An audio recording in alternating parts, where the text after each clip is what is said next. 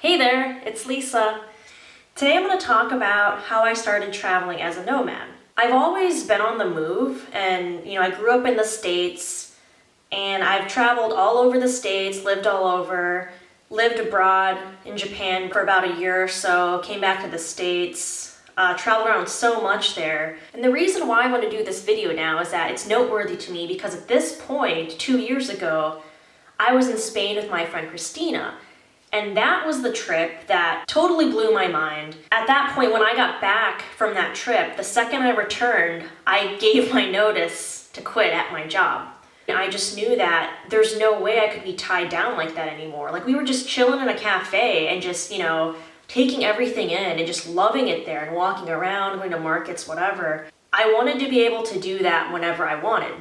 Just in general, working as a pastry chef, it's very time intensive and it's like you don't have a life. You have no free time because that is your life. And leading up to me going on that trip, it had been years before I actually went abroad before. Like I went abroad to Italy and Greece in high school, but I had no interest in really traveling because from that point on, I was just working. Work was my life.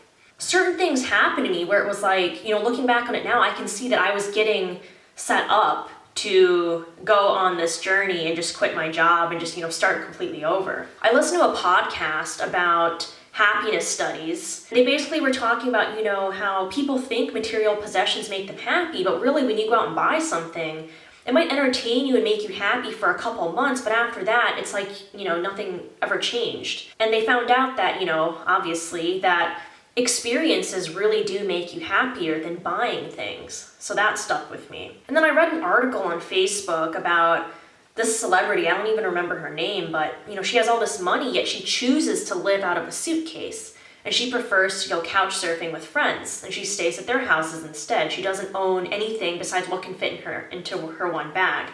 And that totally surprised me because it's like, wow, at that point, I had an apartment full of stuff, multiple beds, like a whole collection of baking and pastry tools and appliances, so many clothes, a car.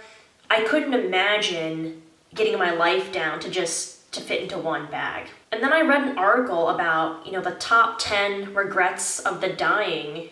And one of the top regrets was that people wish they didn't work so much. I was working so much, like that was my life. Like at the time I was working, 12 plus hours a day. I was commuting at least 2 hours in the car every day. I was working so hard during the week and then on my weekends, I would just be so tired from working that I couldn't do anything. I didn't understand why I was working so hard just to collect all this money to buy stuff to put into my apartment when I wasn't even using them or enjoying them. And then, the trip to Spain was really the catalyst that started this whole thing. And I learned so much about myself on that trip to where it's like, you know what? I don't want to have this stability. Like, I don't want to have this job or this type of job. I need to be challenged. I need to move around. I need to experience different things. And now it makes sense why I had jumped around from job to job so often, just because once I get to a certain point, I become bored and then it's like, all right, I need something else to do. I need the next challenge. Yeah, Spain really opened my eyes to where I was like, wait a second, this is what I'm meant to do. I'm meant to travel and just to see new things as often as I can. And some people ask me, like, why don't you just wait until you're older, until you can retire from work? Then you'll have much more money saved up, and then, it's more of a typical timeline to do it that way. And I was like, no, I can't do that because I'm young now. I want to do it now. I don't want to wait until I'm older, because by then I'm going to be a different person. And so if I can do it now, I'm going to. So after I put in my notice to quit, my timeline was that I would depart the States in about a year's time. And the reason why I gave myself that long, I still had a lease for my apartment. I had to wait for that to be up. And I also needed time to save money and to sell everything I own. To me, the only way that I would be able to travel like that is that if I eliminated all of my bills, sold all of my belongings, including my car, and just used all that money to help fund my travels. I hustled. Like, I sold it on eBay, on Facebook, word of mouth, Craigslist. Any way I could sell stuff, I was selling it. And my goal for that whole year was to maximize the amount of money I could save using the stuff I had already. And so when I started this process of decluttering, it only started out of necessity, because for me to travel the way I had envisioned, I had to get rid of everything, because I couldn't be, paying to ship my belongings across the ocean into different countries and stuff like that. I couldn't be paying for a storage unit back in the States, or paying for a flat back in the States, or paying for my car back in the States. I had to get rid of everything. And so my goal was to get down to 1 bag, maybe 2 bags of belongings. The longer this process went on, I found it changing me to where the less stuff I had, the less cluttered my mind was. And it's difficult to explain, but if you just think about it, like with the car, having a car requires you to think about, the maintenance, the registration, driving it, getting gas, keeping it clean. And the second you sell it, you never have to think about that stuff ever again. It's gone, and you open up all this mental space to think about other stuff. So if you think about that regarding all of your possessions, the less stuff you own, the simpler your life is, so the less stuff you have to worry about. By the time I left the States, I got all of my possessions down to 2 bags. At that point, you realize you really don't need that many things. How many things do you actually use every day? And now I've been traveling this way, let's see, it'll be almost a year that I've been outside the US, just with my, 1 large bag and 1 little bag. I don't need anything else. I feel like I have too many things already. Once you only have what you actually need, you stop spending money on clothes, on makeup, on anything unnecessary, because you're carrying all the stuff that you own. I don't need to go shopping to be happy. I don't go shopping when I'm bored. I don't spend money when I'm bored. I'm happy regardless of the money I have. Nothing can compare to just having the freedom to be able to, go wherever you want.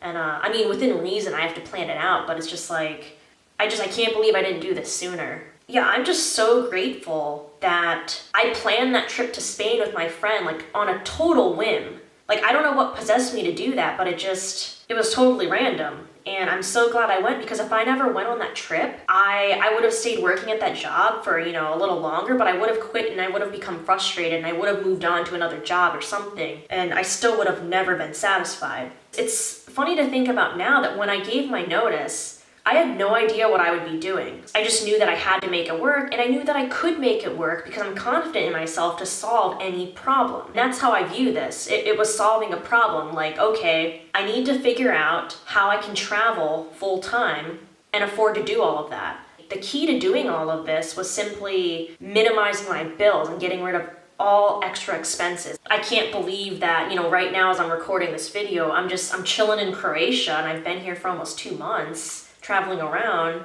and my life is totally different now. And it's I couldn't have predicted 2 years ago that when I gave my notice that this is going to be my life. My tentative plan was, I'm just going to move to Spain. And so I would start planning, okay, how much money do I actually need to live abroad? Is it possible to live on, a certain amount of money each month? Can I find accommodations? How much does the food cost? What about transportation costs? All of that stuff I had to research. It took me a year to plan. So much research goes into it, to planning a life like this, and it's not easy because you have to do everything yourself. Yeah, I'm just so fortunate that I took that risk. I chose the riskier option of not knowing what would happen in my life over the safe option of working at that secure job where I was making lots of money. So I hope this video inspires you to, set goals, take risks, do whatever you can to accomplish your goals, because if you really want to do something, you can make it happen. If you want to travel full time, there are ways to do that.